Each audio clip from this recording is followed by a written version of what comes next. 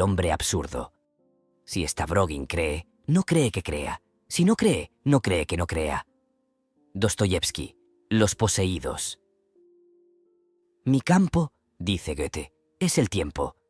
He aquí la palabra absurda. ¿Qué es en efecto el hombre absurdo? El que, sin negarlo, no hace nada por lo eterno. No es que le sea extraña la nostalgia, sino que prefiere a ella su valor y su razonamiento. El primero le enseña a vivir sin apelación y a contentarse con lo que tiene. El segundo le enseña sus límites. Seguro de su libertad a plazo, de su rebelión sin porvenir y de su conciencia perecedera, prosigue su aventura en el tiempo de su vida. En él está su campo, en él está su acción, que sustrae a todo juicio excepto el suyo. Una vida más grande no puede significar para él otra vida. Eso sería deshonesto. Tampoco me refiero aquí a esa eternidad irrisoria que se llama posteridad. Madame Roland se remitía a ella. Esta imprudencia ha recibido su lección.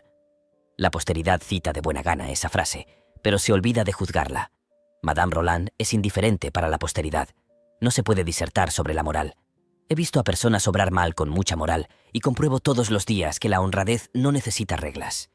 El hombre absurdo no puede admitir sino una moral, la que no se separa de Dios, la que se dicta, pero vive justamente fuera de ese Dios. En cuanto a las otras, e incluyo también al inmoralismo, el hombre absurdo no ve en ellas sino justificaciones y no tiene nada que justificar. Parto aquí del principio de su inocencia. Esta inocencia es temible. Todo está permitido, exclama Iván Karamazov. También esto parece absurdo, pero con la condición de no entenderlo en el sentido vulgar. No sé si se ha advertido bien. No se trata de un grito de liberación y de alegría, sino de una comprobación amarga. La certidumbre de un Dios que diera su sentido a la vida supera mucho en atractivo al poder impune de hacer el mal. La elección no sería difícil, pero no hay elección y entonces comienza la amargura. Lo absurdo no libera, ata, no autoriza todos los actos. Todo está permitido, no significa que nada esté prohibido. Lo absurdo da solamente su equivalencia a las consecuencias de esos actos. No recomienda el crimen, eso sería pueril, pero restituye al remordimiento su inutilidad. Del mismo modo, si todas las experiencias son indiferentes, la del deber es tan legítima como cualquier otra. Se puede ser virtuoso por capricho. Todas las morales se fundan en la idea de que un acto tiene consecuencias que lo justifican o lo borran. Un espíritu empapado de absurdo juzga solamente que esas consecuencias deben ser consideradas con serenidad. Está dispuesto a pagar. Dicho de otro modo, si bien para él puede haber responsables, no hay culpables. Todo lo más consentirá en utilizar la experiencia pasada para fundamentar sus actos futuros. El tiempo hará vivir al tiempo y la vida servirá a la vida. En este campo, a la vez limitado y atestado de posibilidades, todo le parece imprevisible en sí mismo y fuera de su lucidez. ¿Qué regla podría deducirse, por lo tanto, de este orden irrazonable? La única verdad que puede parecerle instructiva no es formal. Se anima y se desarrolla en los hombres. No son, por consiguiente, reglas éticas las que el espíritu absurdo puede buscar al final de su razonamiento, sino ilustraciones y el soplo de las vidas humanas. Las imágenes que damos a continuación son de esa clase. Siguen el razonamiento absurdo dándole su actitud y su calor. Necesito desarrollar la idea de que un ejemplo no es forzosamente un ejemplo que hay que seguir, menos todavía si es posible en el mundo absurdo, y que estas ilustraciones no son, por lo tanto, modelos. Además de que es necesaria la vocación, resulta ridículo, salvadas las distancias, deducir de Rousseau que hay que caminar a cuatro patas y de Nietzsche que conviene maltratar a la propia madre. Hay que ser absurdo, escribe un autor moderno, no hay que ser iluso. Las actitudes de que se va a tratar no pueden adquirir todo su sentido si no se tienen en cuenta sus contrarias. Un supernumerario de correos es igual a un conquistador si la conciencia les es común. Todas las experiencias son indiferentes a este respecto. Pueden servir o perjudicar al hombre. Le sirven si es consciente. Si no lo es, ello no tiene importancia. Las derrotas de un hombre no juzgan a las circunstancias, sino a él mismo. Elijo únicamente a hombres que solo aspiran a agotarse, o que tengo conciencia por ellos de que se agotan. La cosa no pasa de ahí. Por el momento no quiero hablar sino de un mundo en el que los pensamientos, lo mismo que las vidas, carecen de porvenir. Todo lo que hace trabajar y agitarse al nombre utiliza la esperanza.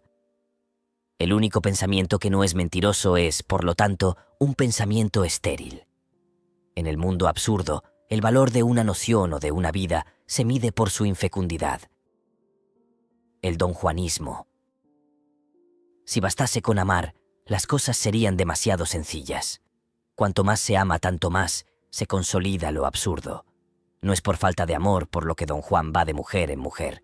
Es ridículo presentarlo como un iluminado en busca del amor total. Pero tiene que repetir ese don y ese ahondamiento porque ama a todas con el mismo ardor y cada vez con todo su ser. De ahí que cada una espere darle lo que nadie le ha dado nunca.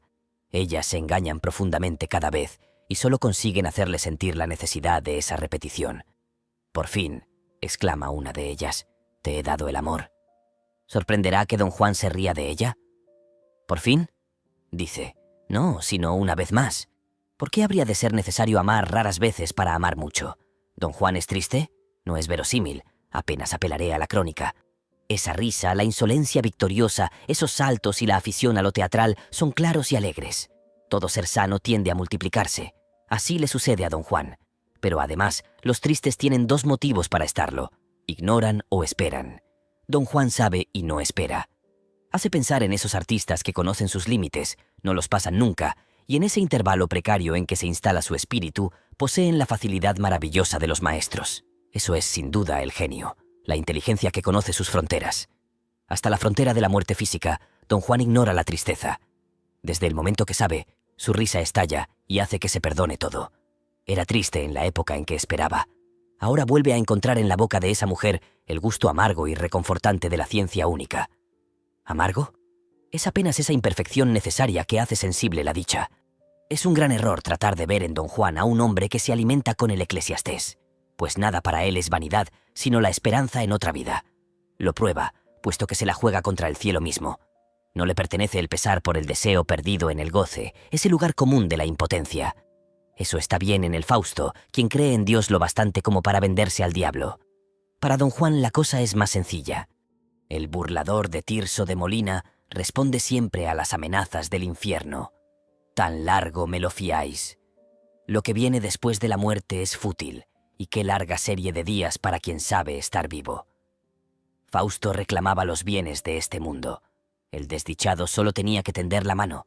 Ya era vender su alma, no saber gozar de ella. Por el contrario, don Juan busca la saciedad. Si abandona a una mujer bella, no es, en modo alguno, porque ya no la desee. Una mujer bella es siempre deseable. Pero es que desea a otra y eso no es lo mismo. Esta vida le colma y nada es peor que perderla. Este loco es un gran sabio. Pero los hombres que viven de la esperanza se avienen mal a este universo en el que la bondad cede el lugar a la generosidad, la ternura al silencio viril, la comunión al valor solitario. Y todos dicen, era un débil, un idealista o un santo. Hay que rebajar la grandeza que ofende.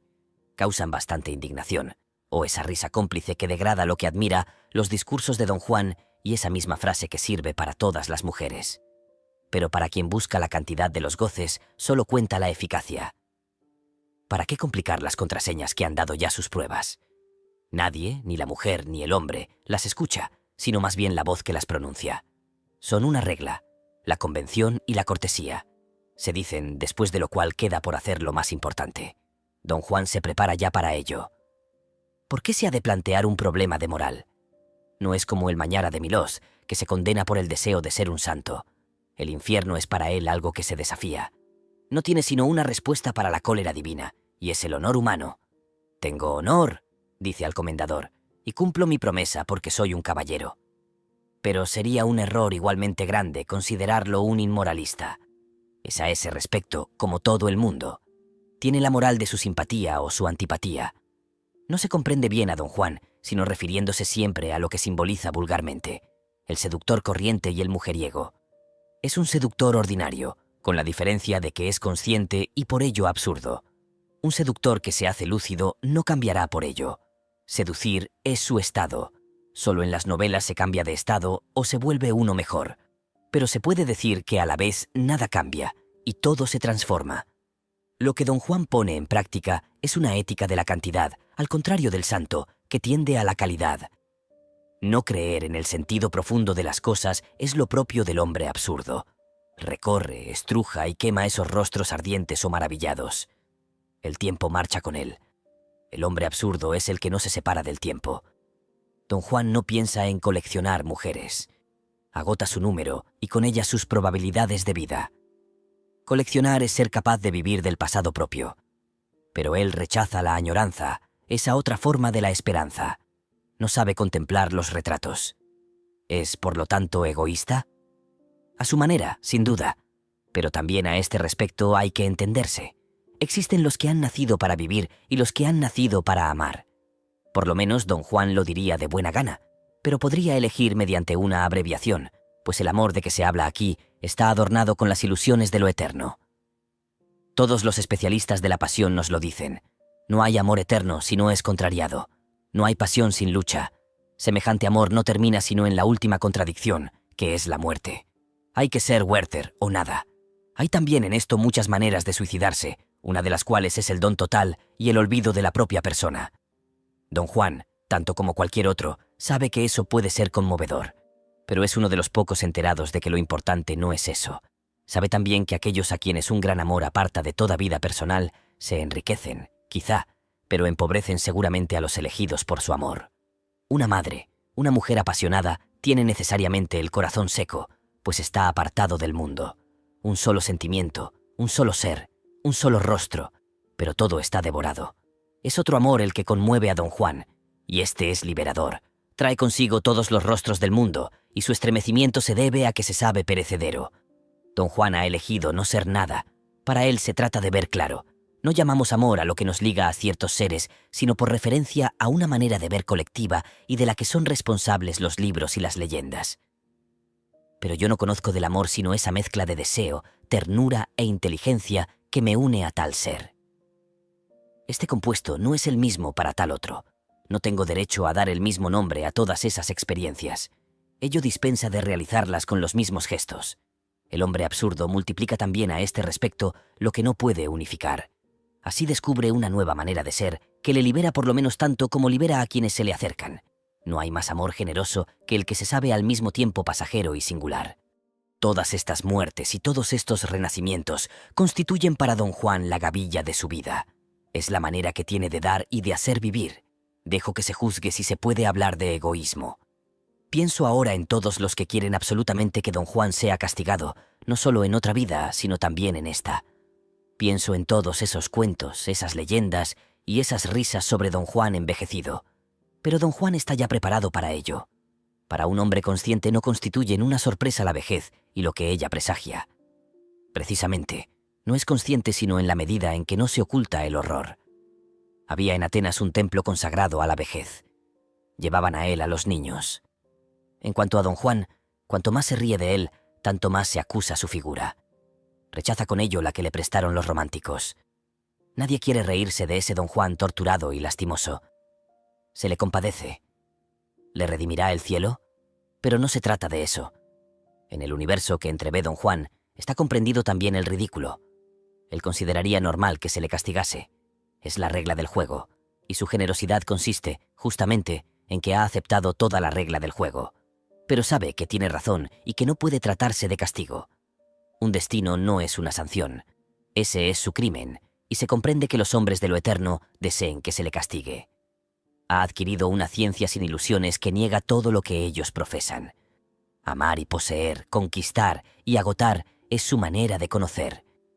Tiene sentido en esa palabra favorita de la Santa Escritura que llama conocer el acto sexual. Es el peor enemigo de ellos en la medida en que los ignora. Un cronista informa que el verdadero burlador murió asesinado por franciscanos que quisieron poner fin a los excesos y las impiedades de don Juan, a quien su nacimiento aseguraba la impunidad. Declararon luego que el cielo lo había fulminado. Nadie ha demostrado ese extraño fin, ni nadie ha demostrado lo contrario. Pero sin preguntarme si eso es verosímil, puedo decir que es lógico. Solo quiero referirme aquí a la palabra nacimiento y jugar con las palabras. Su vida era la que aseguraba su inocencia, y solo la muerte le dio una culpabilidad ahora legendaria. ¿Qué otra cosa significa ese comendador de piedra, esa fría estatua que se anima para castigar a la sangre y al coraje que se han atrevido a pensar? Todos los poderes de la razón eterna, del orden, de la moral universal, toda la grandeza extraña de un dios accesible a la cólera se resumen en él. Esa piedra gigantesca y sin alma simboliza solamente las potencias que don Juan ha negado para siempre. Pero en eso termina la misión del comendador. El rayo y el trueno pueden volver al cielo ficticio del que bajaron. La verdadera tragedia se representa al margen de ellos. No, don Juan no muere bajo una mano de piedra. Creo de buena gana en la bravata legendaria, en esa risa insensata del hombre sano que desafía a un dios que no existe. Pero creo, sobre todo, que esa noche en que don Juan esperaba en casa de doña Ana, no se presentó el comendador y el impío debió sentir, pasada la medianoche, la terrible amargura de quienes han tenido razón.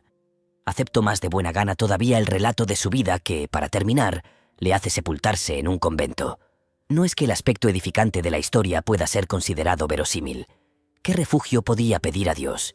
Pero eso simboliza más bien la terminación lógica de una vida completamente empapada de absurdo, el feroz desenlace de una existencia vuelta hacia goces sin mañana. El goce termina aquí en ascetismo. Hay que comprender que pueden ser como los dos rostros de una misma carencia. ¿Qué imagen más espantosa se puede desear que la de un hombre a quien traiciona su cuerpo y que, por no haber muerto a tiempo, consuma la comedia esperando el fin cara a cara con ese Dios al que no adora, sirviéndole como ha servido a la vida, arrodillado ante el vacío, con los brazos tendidos hacia un cielo sin elocuencia y que, según él sabe, tampoco tiene profundidad? Veo a don Juan en una celda de esos monasterios españoles perdidos en una colina, y si mira algo, no es a los fantasmas de los amores huidos, sino, quizá, por una aspillera ardiente, a alguna llanura silenciosa de España, tierra magnífica y sin alma en la que se reconoce. Sí, hay que detenerse en esta imagen melancólica y resplandeciente. El fin último, esperado pero nunca deseado, es despreciable. La comedia. El espectáculo, dice Hamlet, es la trampa donde atraparé la conciencia del rey. Atrapar está bien dicho, pues la conciencia va rápidamente o se repliega. Hay que cazarla al vuelo, en ese momento inapreciable en el que echa sobre sí misma una mirada fugitiva. Al nombre cotidiano no le gusta detenerse en ella. Todo le apremia, por el contrario, pero al mismo tiempo nada le interesa más que él mismo, sobre todo lo que podría ser. De ahí su afición al teatro, al espectáculo, donde se le proponen tantos destinos cuya poesía recibe sin sufrir su amargura. En eso, por lo menos, se reconoce al hombre inconsciente, que continúa apresurándose hacia no se sabe qué esperanza. El hombre absurdo comienza donde aquel termina, donde, dejando de admirar el juego, el espíritu quiere intervenir en él. Penetrar en todas esas vidas, experimentarlas en su diversidad, es propiamente representarlas. No digo que los actores en general obedezcan a ese llamamiento, que sean nombres absurdos, sino que su destino es un destino absurdo que podría seducir y atraer a un corazón clarividente. Es necesario sentar esto para que se entienda sin contrasentido lo que va a seguir. El actor reina en lo perecedero. Entre todas las glorias, la suya es, como se sabe, la más efímera. Así se dice, por lo menos, en la conversación. Pero todas las glorias son efímeras. Desde el punto de vista de Sirio, las obras de Goethe se habrán convertido en polvo y su nombre se habrá olvidado dentro de 10.000 años. Algunos arqueólogos buscarán, quizá, testimonios de nuestra época. Esta idea ha sido siempre docente. Bien meditada, reduce nuestras agitaciones a la nobleza profunda que se encuentra en la indiferencia. Sobre todo, dirige nuestras preocupaciones hacia lo más seguro, es decir, hacia lo inmediato. De todas las glorias, la menos engañosa es la que se vive. El actor ha elegido, por lo tanto, la gloria innumerable, la que se consagra y se experimenta. Él es quien saca la mejor conclusión del hecho de que todo debe morir un día. Un actor triunfa o no triunfa. Un escritor conserva una esperanza aunque sea desconocido. Supone que sus obras atestiguarán lo que fue. El actor nos dejará todo lo más una fotografía, y nada de lo que era él, sus gestos y sus silencios, su corto resuello o su respiración amorosa, llegará hasta nosotros. Para él no ser conocido es no representar, y no representar es morir 100 veces con todos los seres que habría animado o resucitado. ¿Puede sorprender encontrar una gloria perecedera edificada sobre las creaciones más efímeras? El actor tiene 3 horas para ser Yago, o Alcestes, Fedra o Gloucester. En ese breve tiempo los hace nacer y morir sobre 50 metros cuadrados de tablas. Nunca ha sido ilustrado lo absurdo tan bien ni tan largo tiempo. Esas vidas maravillosas, Esos destinos únicos y completos que se desarrollan y terminan entre paredes, ¿pueden resumirse de una manera más reveladora? Una vez que deja el tablado, Segismundo ya no es nada. 2 horas después se le ve comiendo fuera de casa. Quizás sea entonces cuando la vida es un sueño. Pero después de Segismundo viene otro. El personaje que sufre de incertidumbre reemplaza al hombre que ruge después de vengarse. Recorriendo así los siglos y los espíritus, imitando al hombre tal como puede ser y tal como es, el actor se asemeja a ese otro personaje absurdo que es el viajero. Como él, agota algo y recorre sin descanso. Es el viajero del tiempo y en lo que respecta a los mejores, el viajero acosado por las almas. Si la moral de la cantidad pudiera encontrar alguna vez un alimento, lo encontraría seguramente en esta escena singular. Es difícil decir en qué medida el actor se beneficia con sus personajes, pero lo importante no es eso. Se trata de saber únicamente hasta qué punto se identifica con esas vidas irreemplazables. Sucede, en efecto, que las transporta consigo, que desbordan ligeramente el tiempo y el espacio en que han nacido. Acompañan al actor, y éste no se separa ya muy fácilmente de lo que él ha sido. Sucede que para tomar su vaso reencuentra el ademán de Hamlet al levantar la copa. No es tan grande la distancia que le separa de los seres que hace vivir. Ilustra entonces abundantemente todos los meses o todos los días esa verdad tan fecunda de que no hay frontera entre lo que un hombre quiere ser y lo que es. Lo que demuestra es hasta qué punto el parecer hace al ser, pues se ocupa constantemente en representar mejor. Pues su arte consiste en fingir absolutamente, en penetrar lo más posible en vidas que no son la suya. Al término de su esfuerzo se aclara su vocación: dedicarse con todo su corazón a no ser nada o a ser muchos. Cuanto más estrecho es el límite que se le da para crear su personaje, tanto más necesario es su talento. Va a morir dentro de 3 horas con el rostro que tiene hoy. Es necesario que en 3 horas experimente y exprese todo un destino excepcional. Eso se llama perderse para volverse a encontrar. En esas 3 horas va hasta el final del camino sin salida que el hombre de la sala tarda toda su vida en recorrer. El actor, mimo de lo perecedero, no se ejercita ni se perfecciona sino en la apariencia. Lo convencional del teatro consiste en que el corazón no se expresa ni se hace entender sino mediante los gestos y el cuerpo, o mediante la voz, que pertenece tanto al alma como al cuerpo. La ley de este arte quiere que todo tome cuerpo y se traduzca en carne. Si en el escenario hubiera que amar corno se ama, emplear esa irreemplazable voz del corazón, mirar como se mira, nuestro lenguaje sería cifrado. En él los silencios deben hacerse oír.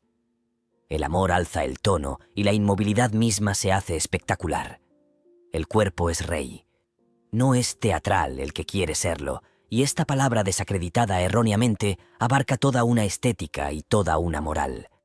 La mitad de una vida humana transcurre sobreentendiendo, volviendo la cabeza y callándose. El actor es aquí el intruso. Levanta el sortilegio de esta alma encadenada, y las pasiones se precipitan finalmente a su escenario. Hablan en todos los gestos, no viven sino dando gritos.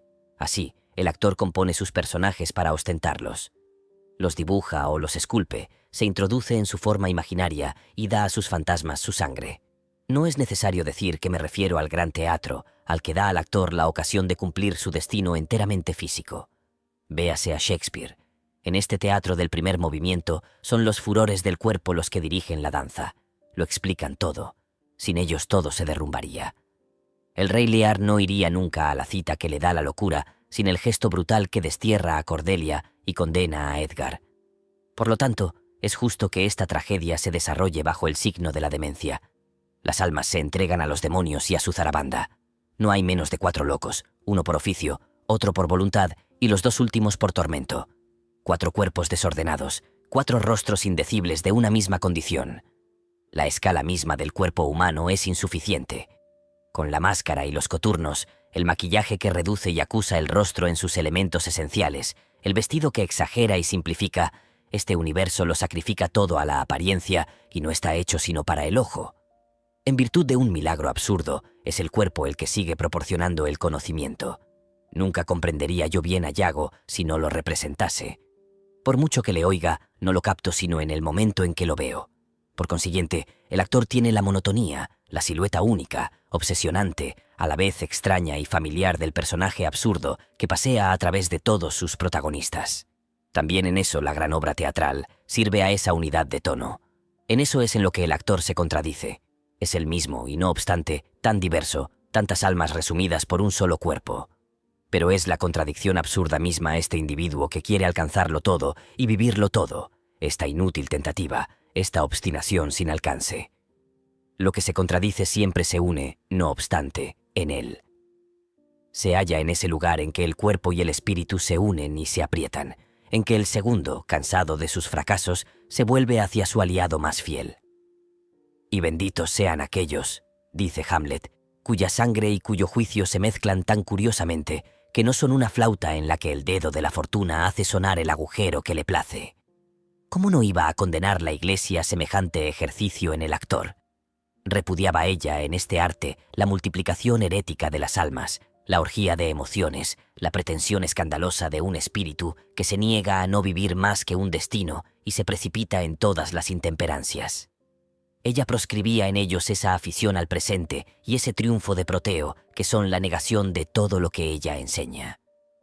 La eternidad no es un juego. Un espíritu lo bastante insensato como para preferir una comedia ya no puede salvarse. No hay compromiso entre él en todas partes y él siempre. De ahí que ese oficio tan despreciado pueda dar lugar a un conflicto espiritual desmesurado. Lo que importa, dice Nietzsche, no es la vida eterna, sino la eterna vivacidad.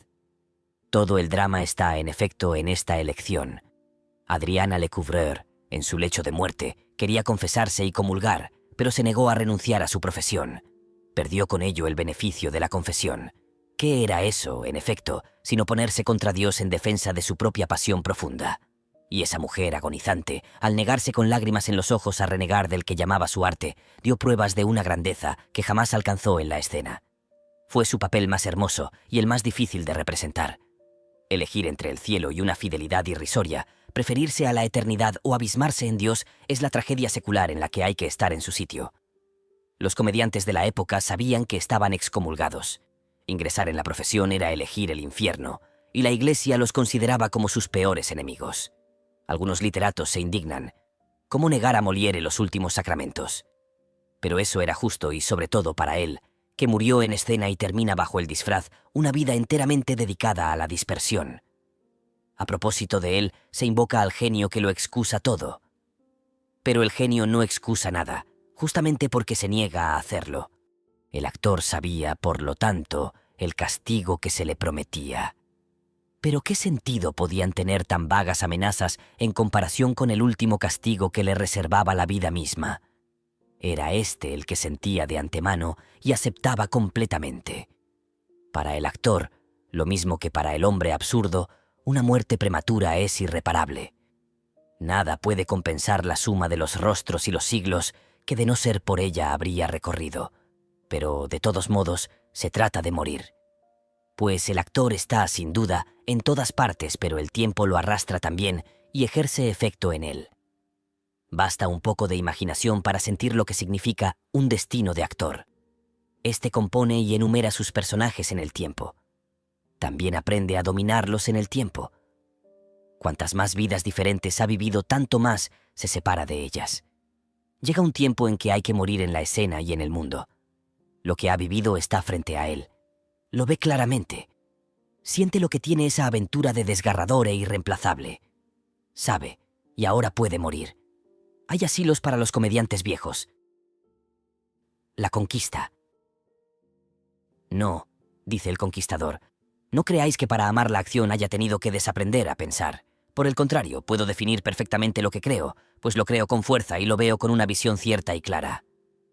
Desconfiad de quienes dicen, conozco esto demasiado bien para que pueda expresarlo. Pues si no pueden es porque no lo saben o porque por pereza se han limitado a la corteza. Yo no tengo muchas opiniones. Al final de una vida, el hombre se da cuenta de que ha pasado años tratando de confirmarse una sola verdad. Pero una sola, si es evidente, basta para orientar una existencia. En lo que a mí respecta, tengo decididamente algo que decir sobre el individuo. Se debe hablar de él con rudeza, y si es necesario, con el desprecio conveniente. Un hombre lo es más por las cosas que calla que por las que dice. Son muchas las que yo voy a callar, pero creo firmemente que todos los que han juzgado al individuo lo han hecho con mucha menos experiencia que nosotros para fundamentar su juicio. La inteligencia, la conmovedora inteligencia ha presentido, quizá, lo que había que comprobar.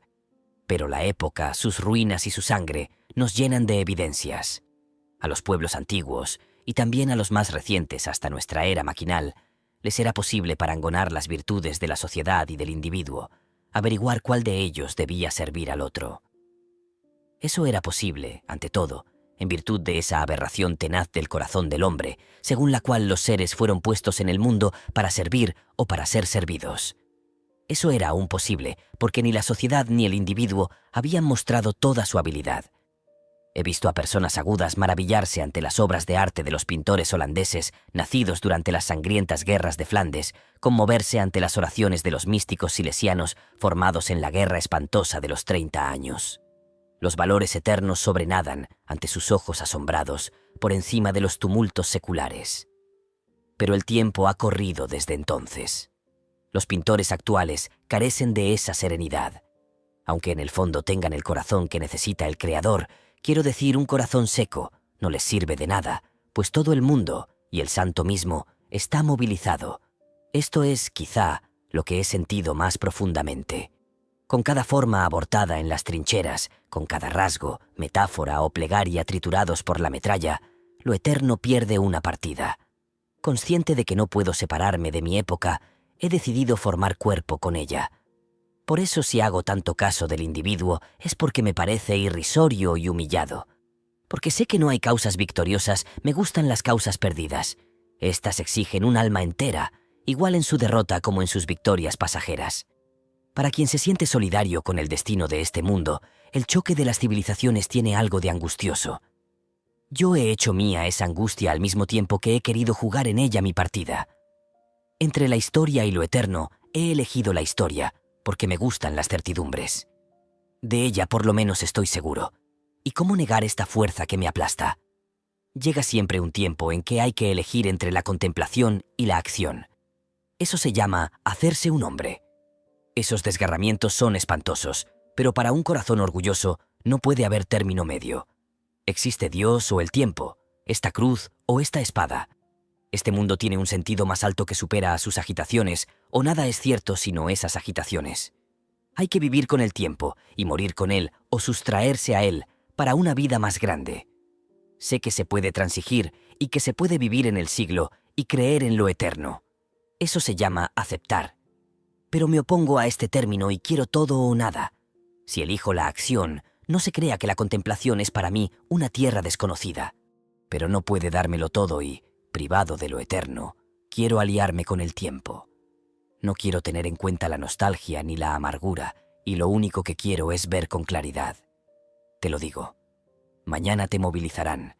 Para ti y para mí eso es una liberación. El individuo no puede nada y, sin embargo, lo puede todo. En esta maravillosa disponibilidad se comprenderá por qué lo ensalzo y lo aplasto a la vez. El mundo es quien lo tritura y yo soy quien lo libera. Yo le proporciono todos sus derechos. Los conquistadores saben que la acción es en sí misma inútil. Solo hay una acción útil, la que rearía al hombre y a la tierra. Yo no rearé nunca a los hombres. Pero hay que hacer como sí, pues el camino de la lucha me hace volver a encontrar la carne. Aunque humillada, la carne es mi única certidumbre. Solo puedo vivir de ella. La criatura es mi patria. Por eso he elegido este esfuerzo absurdo y sin alcance. Por eso estoy del lado de la lucha. La época se presta para ello, como he dicho. Hasta ahora la grandeza de un conquistador era geográfica.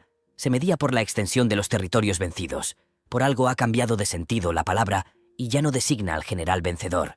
La grandeza ha cambiado de campo. Está en la protesta y en el sacrificio sin porvenir. Pero no es por complacencia en la derrota. La victoria sería deseable. Pero solo hay una victoria y es eterna. Es la que no conseguiré nunca. Con eso es con lo que tropiezo y me atasco. Una revolución se realiza siempre contra los dioses, comenzando por la de Prometeo, el primero de los conquistadores modernos. Es una reivindicación del hombre contra su destino. La reivindicación del pobre no es sino un pretexto. Pero no puedo captar este espíritu sino en su acto histórico, y ahí es donde me reúno con él. No se crea, sin embargo, que me complazco en ello. Frente a la contradicción esencial, defiendo mi contradicción humana. Instalo mi lucidez en medio de lo que la niega. Exalto al hombre ante lo que lo aplasta y mi libertad, mi rebelión y mi pasión se unen en esa tensión, esa clarividencia y esa repetición desmesurada. Sí, el hombre es su propio fin, y es su único fin. Si quiere ser algo, tiene que serlo en esta vida. Ahora lo sé de sobra. Los conquistadores hablan a veces de vencer y superar, pero siempre quieren decir superarse. Sabéis muy bien lo que eso significa. Todo hombre se ha sentido igual a un dios en ciertos momentos. Por lo menos, así se dice. Pero eso se debe a que, en un relámpago, ha sentido la asombrosa grandeza del espíritu humano. Los conquistadores son solamente aquellos hombres que se sienten con fuerzas suficientes como para estar seguros de vivir constantemente a esas alturas y con la plena conciencia de esa grandeza. Es una cuestión de aritmética, de más o de menos. Los conquistadores pueden con lo más, pero no pueden más que el hombre mismo cuando lo quiere. Por eso no abandonan nunca el crisol humano y se hunden en lo más ardiente del alma de las revoluciones. Encuentran allí a la criatura mutilada, pero encuentran también los únicos valores que aman y admiran: el hombre y su silencio. Esa es a la vez su miseria y su riqueza. Solo hay un lujo para ellos y es el de las relaciones humanas. ¿Cómo no se ha de comprender que en este universo vulnerable todo lo que es humano y no es más que eso adquiere un sentido más ardiente? Los rostros tensos, la fraternidad amenazada, la amistad tan fuerte y tan púdica de los hombres entre sí son las verdaderas riquezas, puesto que son perecederas. Entre ellas es donde el espíritu siente más sus poderes y sus límites, es decir, su eficacia. Algunos han hablado de genio, pero al genio, lo digo enseguida, prefiero la inteligencia. Se debe decir que ésta puede ser entonces magnífica, ilumina este desierto y lo domina. Conoce sus servidumbres y las ilustra, morirá al mismo tiempo que este cuerpo. Pero su libertad consiste en saberlo. No lo ignoramos. Todas las iglesias están contra nosotros. Un corazón tan tenso se sustrae a lo eterno, y todas las iglesias divinas o políticas aspiran a lo eterno. La felicidad y el valor, el salario y la justicia son para ellas fines secundarios. Proporcionan una doctrina y hay que consentir en ella. Pero yo nada tengo que ver con las ideas o lo eterno. Puedo tocar con la mano las verdades a mi medida. No puedo separarme de ellas. Por eso no se puede fundar nada sobre mí. Nada del conquistador perdura, ni siquiera sus doctrinas. Al final de todo eso, a pesar de todo, está la muerte. Lo sabemos, y sabemos también que lo termina todo. Por eso son horribles esos cementerios que cubren a Europa y que atormentan a algunos de nosotros. No se embellece sino lo que se ama, y la muerte nos repugna y nos cansa. También a ella hay que conquistarla. El último Carrara, prisionero en la Padua vaciada por la peste y asediada por los venecianos, recorría gritando las salas de su palacio desierto. Llamaba al diablo y le pedía la muerte. Era una manera de superarla. Y es también una señal de valor propia del Occidente haber hecho tan espantosos los lugares donde la muerte se cree honrada. En el universo del rebelde, la muerte exalta a la injusticia. Es el abuso supremo. Otros, también sin transigir, han elegido lo eterno y denunciado la ilusión de este mundo. Sus cementerios sonríen entre una multitud de flores y pájaros. Eso conviene al conquistador y le da la imagen clara de lo que él ha rechazado. Ha elegido, por el contrario, la cerca de palastro o la fosa anónima.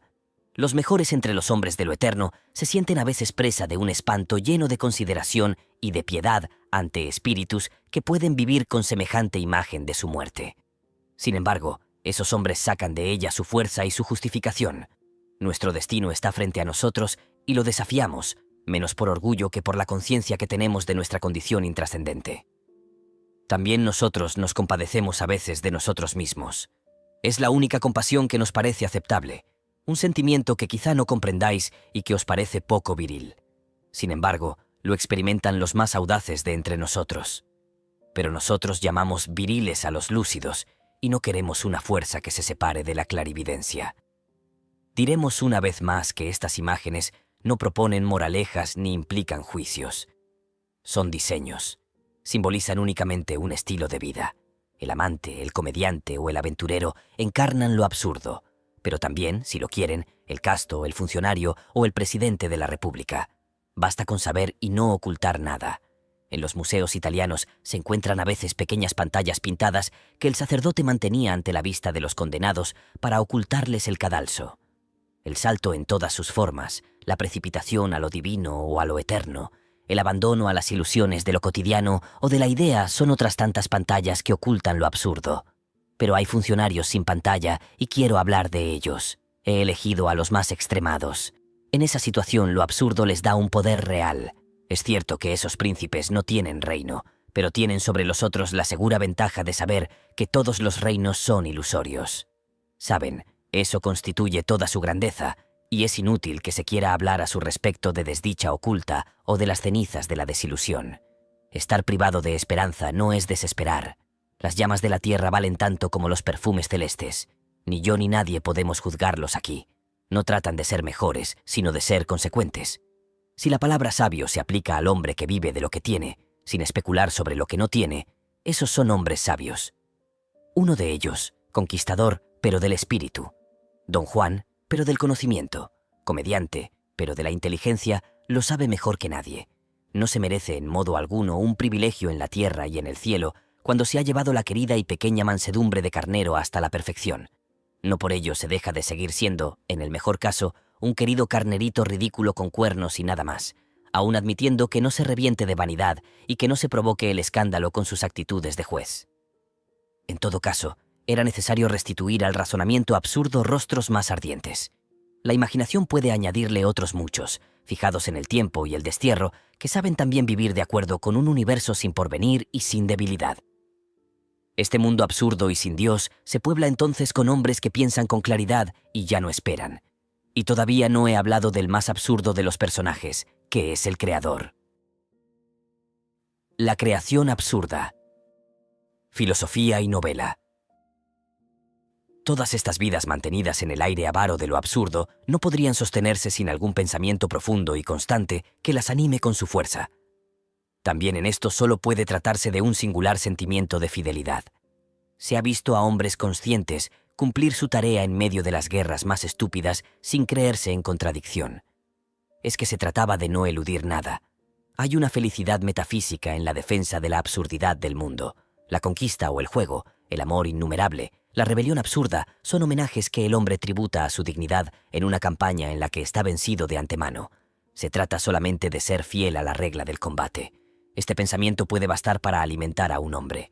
Ha sostenido y sostiene a civilizaciones enteras. No se niega la guerra. Hay que morir o vivir de ella. Lo mismo sucede con lo absurdo. Se trata de respirar con él, de reconocer sus lecciones y de volver a encontrar su carne. A este respecto, el goce absurdo por excelencia es la creación. El arte y nada más que el arte, dice Nietzsche. Tenemos el arte para no morir de la verdad. En la experiencia que trato de describir y hacer sentir de muchos modos, surge ciertamente un tormento allí donde muere otro. La busca pueril del olvido, el llamamiento de la satisfacción, no hallan ahora eco. Pero la tensión constante que mantiene el hombre frente al mundo, el delirio ordenado que le impulsa a acoger todo, le dejan otra fiebre. En este universo es la obra la única probabilidad de mantener la propia conciencia y de fijar en ella las aventuras. Crear es vivir dos veces. La búsqueda titubeante y ansiosa de un Proust, su meticulosa colección de flores, de tapices y de angustias, no significan otra cosa. Al mismo tiempo, no tiene más alcance que la creación continua e inapreciable a la que se entregan durante todos los días de su vida el comediante, el conquistador y todos los hombres absurdos. Todos tratan de imitar, repetir y recrear su propia realidad. Terminamos siempre por tener el rostro de nuestras verdades. Para un hombre apartado de lo eterno, la existencia entera no es sino una imitación desmesurada bajo la máscara de lo absurdo. La creación es la gran imitación. Estos hombres saben ante todo, y luego todo su esfuerzo consiste en recorrer, agrandar y enriquecer la isla sin porvenir a la que acaban de llegar. Pero es necesario saber, ante todo, pues el descubrimiento absurdo coincide con un tiempo de descanso en el que se elaboran y justifican las pasiones futuras. Hasta los hombres sin evangelio tienen su monte de los olivos, y tampoco en el suyo hay que dormirse. Para el hombre absurdo no se trata ya de explicar y de resolver, sino de sentir y de escribir. Todo comienza con la indiferencia clarividente. Describir, tal es la última ambición de un pensamiento absurdo. También la ciencia, al llegar al término de sus paradojas, deja de proponer y se detiene para contemplar y dibujar el paisaje siempre virgen de los fenómenos. El corazón aprende así que esa emoción que nos transporta ante los rostros del mundo no procede de su profundidad, sino de su diversidad. La explicación es inútil, pero la sensación subsiste, y con ella los llamamientos incesantes de un universo inagotable en cantidad. Ahora se comprende el lugar que ocupa la obra de arte. Señala a la vez la muerte de una esperanza y su multiplicación. Es como una repetición monótona y apasionada de los temas ya orquestados por el mundo. El cuerpo, inagotable imagen en el frontón de los templos, las formas o los colores, el número o la angustia. Por lo tanto, no es indiferente, para terminar, encontrar nuevamente los principales temas de este ensayo en el universo magnífico y pueril del Creador. Sería un error ver en ello un símbolo y creer que la obra de arte puede ser considerada, al fin y al cabo, como un refugio de lo absurdo. Ella misma es un fenómeno absurdo y se trata solamente de su descripción. No ofrece una solución al mal del espíritu. Es, por el contrario, uno de los signos de ese mal que repercute en todo el pensamiento de un hombre. Pero, por primera vez, hace que el espíritu salga de sí mismo y lo coloca frente a otro, no para que se pierda en él, sino para mostrarle con un dedo preciso el camino sin salida en que se han metido todos. En el tiempo del razonamiento absurdo, la creación sigue a la indiferencia y al descubrimiento. Señala el punto desde el que se lanzan las pasiones absurdas y en el que se detiene el razonamiento. Así se justifica su lugar en este ensayo. Bastará con poner de manifiesto algunos temas comunes al creador y al pensador para que volvamos a encontrar en la obra de arte todas las contradicciones del pensamiento metido en lo absurdo. Son menos, en efecto, las conclusiones idénticas que sacan las inteligencias semejantes que las contradicciones que les son comunes. Lo mismo puede decirse del pensamiento y la creación. Apenas necesito decir que es un mismo tormento el que lleva al hombre a esas actitudes. En él coinciden al partir. Pero entre todos los pensamientos que parten de lo absurdo, he visto que muy pocos se mantenían en él. Y por sus desvíos o sus infidelidades, he podido medir mejor lo que no pertenecía sino a lo absurdo. Paralelamente, debo preguntarme, ¿es posible una obra absurda? No se insistirá nunca demasiado en lo arbitrario de la antigua oposición entre arte y filosofía. Si se la quiere entender en un sentido demasiado preciso, es seguramente falsa. Si se quiere decir solamente que cada una de esas dos disciplinas tiene su clima particular, eso es, sin duda, cierto, pero vago. La única argumentación aceptable residía en la contradicción promovida entre el filósofo encerrado en medio de su sistema y el artista colocado ante su obra. Pero esto valía para cierta forma de arte y de filosofía a la que nosotros consideramos aquí secundaria. La idea de un arte separado de su creador no está solamente anticuada, sino que también es falsa. Por oposición al artista, se señala que ningún filósofo ha creado nunca varios sistemas, pero esto es cierto en la medida misma en que ningún artista ha expresado nunca más de una sola cosa bajo aspectos diferentes. La perfección instantánea del arte, la necesidad de su renovación, no son ciertas sino por prejuicio, pues la obra de arte también es una construcción y todos saben cuán monótonos pueden ser los grandes creadores. El artista, lo mismo que el pensador, se empeña y se hace en su obra. Esta ósmosis plantea el más importante de los problemas estéticos. Además, nada más inútil que estas distinciones según los métodos y los objetos para quien se convence de la unidad de propósito del espíritu. No hay fronteras entre las disciplinas que el hombre se propone para comprender y amar. Se interpenetran y la misma angustia las confunde. Es necesario decir esto desde el principio. Para que sea posible una obra absurda, es necesario que se mezcle con ella el pensamiento bajo su forma más lúcida. Pero es necesario, al mismo tiempo, que no aparezca en ella, sino como la inteligencia que ordena. Esta paradoja se explica con arreglo a lo absurdo. La obra de arte nace del renunciamiento de la inteligencia a razonar lo concreto. Señala el triunfo de lo carnal. Es el pensamiento lúcido el que la provoca, pero en ese acto mismo se niega. No cederá a la tentación de agregar a lo descrito un sentido más profundo que sabe y legítimo. La obra de arte encarna un drama de la inteligencia, pero no lo demuestra sino indirectamente.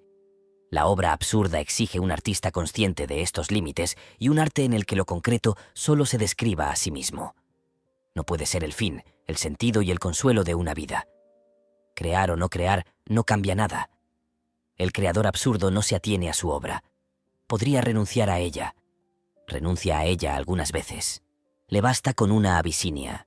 Se puede ver en ello al mismo tiempo una regla de estética.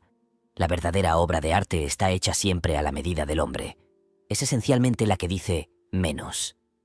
Hay cierta relación entre la experiencia global de un artista y la obra que la refleja, entre Wilhelm Meister y la madurez de Goethe. Esa relación es mala cuando la obra pretende dar toda la experiencia en el papel de encaje de una literatura de explicación.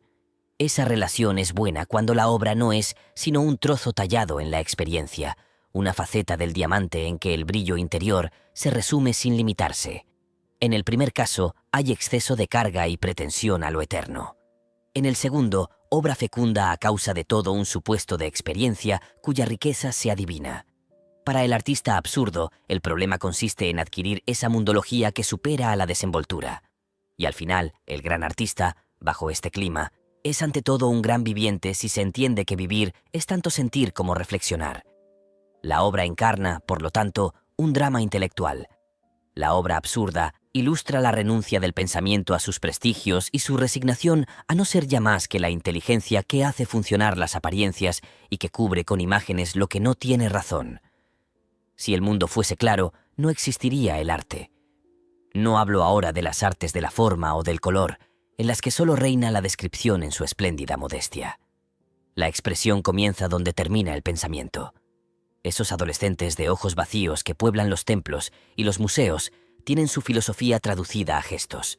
A un hombre absurdo le enseña más que todas las bibliotecas. Bajo otro aspecto, sucede lo mismo con la música. Si hay un arte privado de enseñanza, es precisamente ese.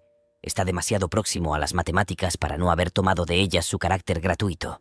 Ese juego del espíritu consigo mismo según leyes convenidas y medidas se desarrolla en el espacio sonoro que es el nuestro y más allá del cual las vibraciones vuelven a encontrarse, no obstante, en un universo inhumano. No existe sensación más pura. Estos ejemplos son demasiado fáciles. El hombre absurdo reconoce como suyas esas armonías y esas formas. Pero yo querría hablar aquí de una obra en la que la tentación de explicar sigue siendo la mayor, en la que la ilusión se ofrece por sí misma, en la que la conclusión es casi inevitable. Me refiero a la creación novelesca. Me preguntaré si lo absurdo puede mantenerse en ella. Pensar es, ante todo, querer crear un mundo, o limitar el propio, lo que equivale a lo mismo.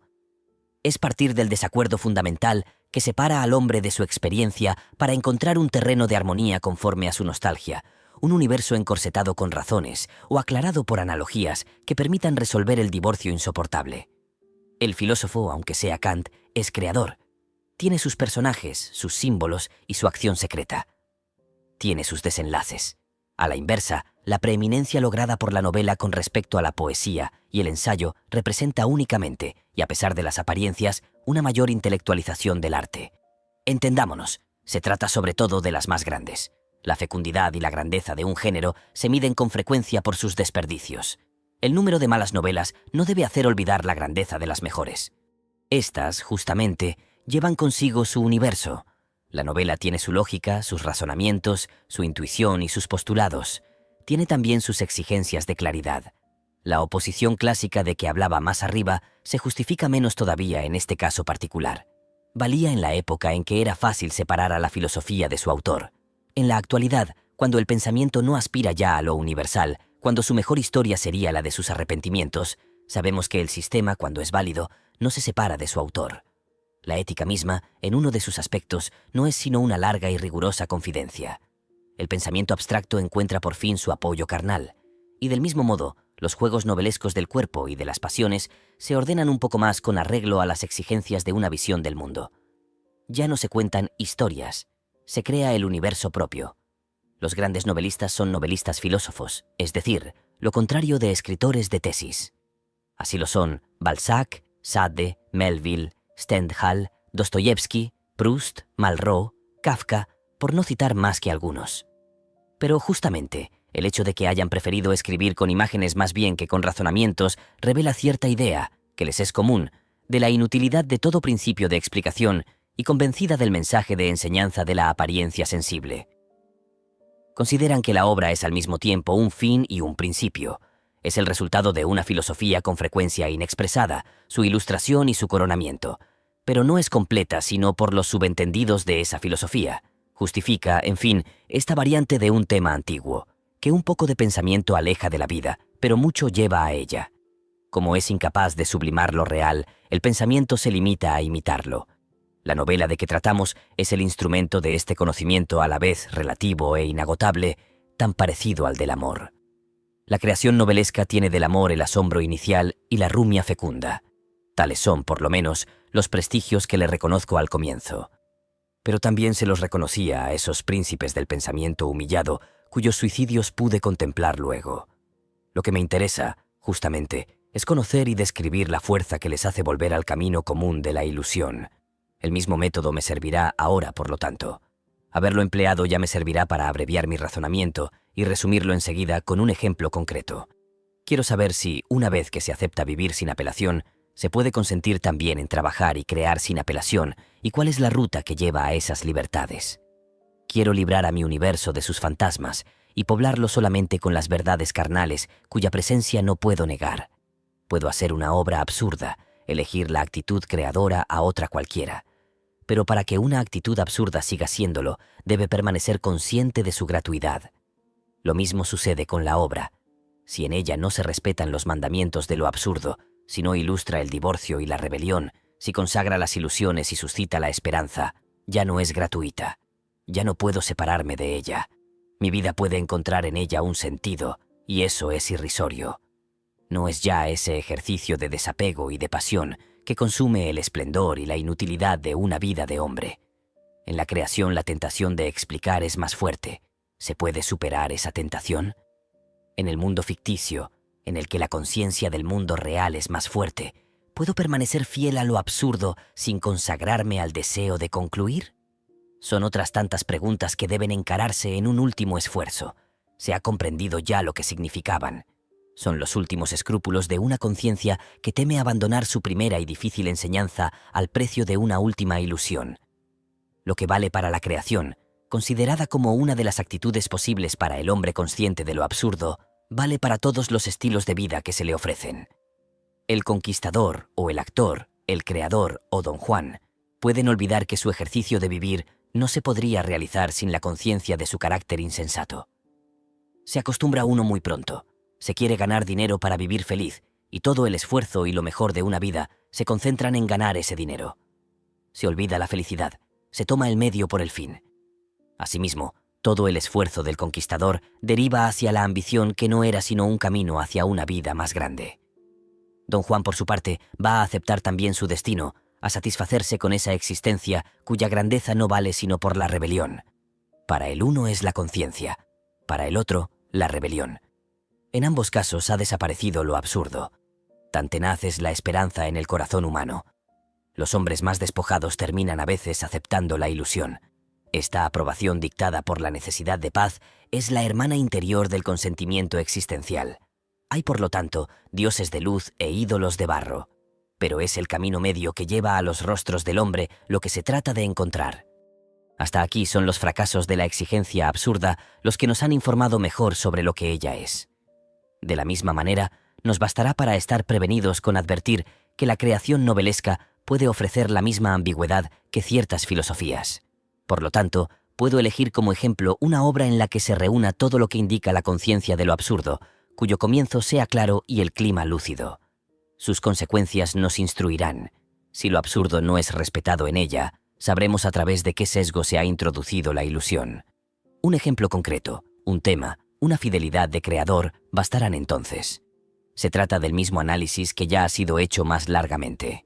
Examinaré un tema favorito de Dostoyevski. Hubiera podido estudiar igualmente otras obras, pero en esta se trata el problema directamente, en el sentido de la grandeza y la emoción, como sucede con los pensamientos existencialistas de que ya se ha hablado. Este paralelismo sirve para mi propósito.